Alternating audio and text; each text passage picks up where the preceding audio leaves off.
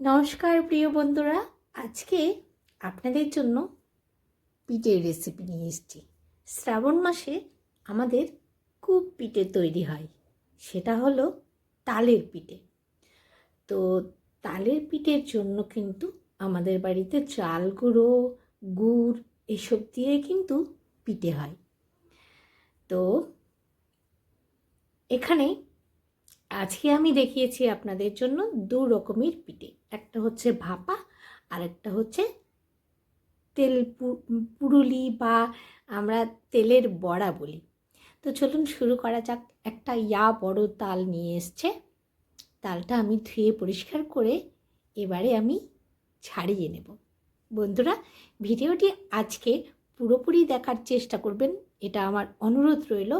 তো বাড়িতে এই সময়টায় মানে শ্রাবণ মাসে সবার বাড়িতে যেহেতু তাল পাওয়া যায়, এই সময়ে সবার বাড়িতে টুকিটাকি তালের পিঠে কিন্তু অবশ্যই হয়ে থাকে। তো আমাদের বাড়িতে কিভাবে পিঠে হয় সেটাই আপনাদেরকে দেখাচ্ছি আজকে। তো আরও কিন্তু পিঠে পর্ব রয়েছে। আজকে সপ্তাহের বুধবারে আপনাদের জন্য প্রথমেই আমি ভাপা পিঠে আর হচ্ছে তেলের মধ্যে যেই বড়াটা ভাজলাম সেটাই নিয়ে এসেছি। এখানে দেখতে পাচ্ছেন ছাড়িয়ে আমি একটু হালকা নুন দিয়ে মেখে নিচ্ছি। এবারে আমি জল দিয়ে বেশ কিছুক্ষণ কিন্তু ভিজিয়ে রাখবো। আপনারা কি করে তালের কাত বার করেন আমাকে অবশ্যই জানাবেন। আমি ঠিক এভাবেই তালের কাতটা বার করি। তো অফ ক্যামেরায় আমি তালের কাতটা বার করে নিয়েছি। এবারে একটু বেশ ভালো করে আমি জাল দিয়ে নিচ্ছি। যেহেতু আমার এতগুলো তালের রস একসাথে লাগবে না, তার জন্য আমি একটু ফুটিয়ে নিয়ে ঠান্ডা করে ফ্রিজে রেখে দেব। এবার চলে এলাম চালটা আমি 2 ঘন্টা ভিজিয়ে রেখেছি। আতপ চাল 2 ঘন্টা ভিজিয়ে রাখার পরে আধ ঘন্টা একটু ফ্যানের নিচে আমি একটু মেলে দিয়েছিলাম। তারপরে দেখুন গুঁড়ো করে নিয়েছি। গুঁড়োটা হতে হবে মানে আমরা সুজিটা যখন গুঁড়ো করতে যাই যেই রকম হয়, বা আটাটা যেভাবে একটু হালকা একটু দানা থাকে, সেই রকমই আমি চালটা গুঁড়ো করেছি। এবারে আমি বাড়িতে সুজি ছিল বলেই একটু 2 চামচ সুজি দিয়ে দিয়েছি এখানে। আর হচ্ছে এখানে দিচ্ছি আমি সামান্য একটুখানি বেকিং পাউডার। এটা না দিলেও চলবে, তবে আমি আজকে সঙ্গে সঙ্গে বানাতে যাব, সঙ্গে সঙ্গে না, ঘন্টা 2 পরে বানাবো, তার জন্য একটু বেকিং সোডাটা দিয়েছি। এবারে চলুন সব মিক্স করে নিয়েছি। যেহেতু আমি নুন দিয়েছিলাম তালের কাতটা বার করার সময়, তো এখানে আমি আর নুন ব্যবহার করব না। এবারে আমি পরিমাণ মতো তালের রস দেব। সবকটা একসাথে দেব না, অল্প অল্প দেব, না হলে আমার মাখাটা নরম হয়ে যেতে পারে। এবারে 1 বাটি গুড় আমি দিয়ে দিলাম। গুড় দিয়ে এবারে আমি সবকটা বেশ ভালোভাবে মিশিয়ে নেব। অল্প অল্প করে তালের কাত দিচ্ছি আর হচ্ছে অল্প অল্প মিশাচ্ছি। এবারে বেশ ভালোভাবে মিশিয়ে নিচ্ছি। যেহেতু গুড় দিয়েছি কালারটা একটু চেঞ্জ হয়ে যাবে।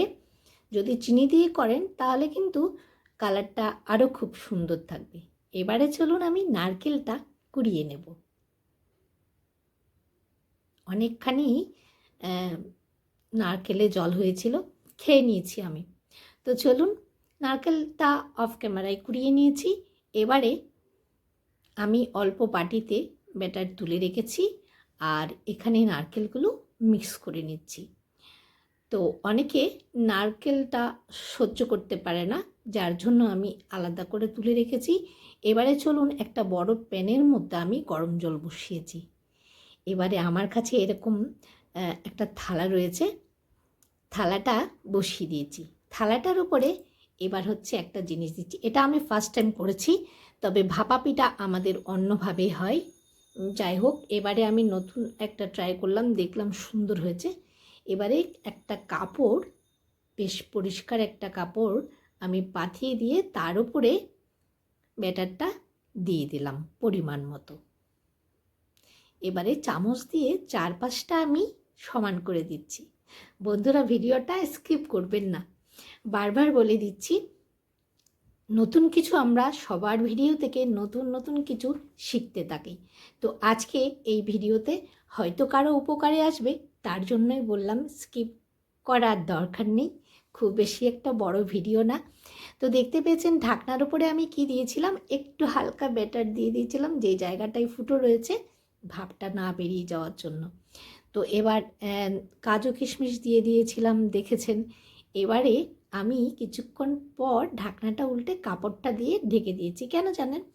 তো মনে হলো ভাপটা উঠে ওই ঢাকা থেকেই জলটা পড়ছে, তার জন্য আমি কাপড়টা এভাবে জড়িয়ে দিয়েছিলাম। তো এবার একদম ফাইনালি পিঠেটা আমার হয়ে গেছে। সত্যি বলছি কি, এটা 10 মিনিটও লাগেনি, এত সুন্দর নরম তুলতুলে হয়েছে কি যে বলবো আপনাদের। এভাবে একবার কিন্তু ট্রাই করতে পারেন, এখানে কোনো তেল তো প্রয়োজন হয়নি, একদম হেলদি একটা ডেজার্ট বলতে পারেন। তো চলুন, একদম রেডি, আমি নামিয়ে নিয়েছি। এবার দ্বিতীয়টি করছি, তেলের বড়াটা। তেলটা আগে থেকেই গরম, সেই একই বেটারে আমি ওই নরমটা দেখে বুঝতে পাচ্ছেন, এটা আমি এবার বড়া করে নিচ্ছি। যেহেতু চাল গুঁড়ো দিয়ে এটা নরম তো হবেই, আর ভেতর থেকে একদম একটু পুরপুরে ভাব হবে, যাতে আমরা দোকান থেকে কেক কিনে খাই ঠিক সেরকমই ভেতরটা একটু খুব সুন্দর হয়ে যায়। তো চলুন, একবার নামিয়ে নিচ্ছি, হাতে দিয়েছি, এবার চামচে দিচ্ছি অল্প করে। আমি আরেকবার একটু ট্রাই করলাম, কেন জানেন?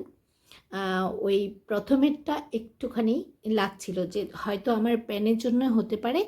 এবারে আমি শুধুমাত্র 4টে দিয়ে তাকে এভাবে তেলটা ওপর থেকে দিয়ে দিচ্ছি বলে আরও খুব সুন্দর ফুলে উঠছে। তো এভাবে তো অল্প অল্প করে করলে অনেকটা সময় লাগবে, তাই না? জাস্ট আমি এটা ট্রাই করলাম বলে আপনাদের সাথে শেয়ার করলাম।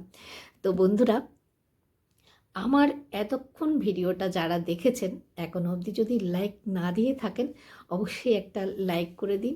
আর হচ্ছে ভিডিওটি ভালো লাগলে একটু বেশি বেশি শেয়ার করার অনুরোধ রইল। আর যদি এভাবে কোনো সময় না করে থাকেন, তাহলে একবার অবশ্যই ট্রাই করবেন। আর কেমন লাগলো ট্রাই করার পরে আমাকে অবশ্যই কিন্তু জানিয়ে যাবেন। তো বন্ধুরা, যারা নতুন দেখছেন আজকে আমার ভিডিওটি, যদি চ্যানেলটি সাবস্ক্রাইব করার না থাকে, চ্যানেলটি সাবস্ক্রাইব করার অনুরোধ রইল। আর হচ্ছে আগামীতে আরও একটা পিঠে মানে আরও একটা নতুনত্ব পিঠে নিয়ে আপনাদের সাথে চলে আসব ঠিক একদিন পর। এভাবে ধরে আমি দেখাচ্ছি, দেখুন পিঠেটা কতটা নরম হয়েছে, দেখেই বুঝতে পেরেছেন আপনারা। শুধুমাত্র চাল গুঁড়ো আর অল্প একটুখানি সুজি দিয়ে, সুজিটা না দিলেও কিন্তু ঠিক হয়ে যাবে। তো এবার কাটতেই পারছিলাম না, ভেঙে যাচ্ছিল, এতটা নরম হয়েছে। তো আমার উচিত ছিল সুতো দিয়ে কাটলে জিনিসটা খুব সুন্দর হতো। যাই হোক, চলুন, আমি তো খুব ভালো খেয়েছি, আপনারা বানিয়ে কিন্তু জানাতে পারেন আমাকে কেমন বানিয়েছি আমি। তো বন্ধুরা, আজকের মতো এখানে বিদায় নিচ্ছি। আগামীতে আরও পিঠে পর্ব নিয়ে চলে আসছি আপনাদের মাঝে। ততক্ষণ আমার সাথে থাকুন আর একটা লাইক করে দিন।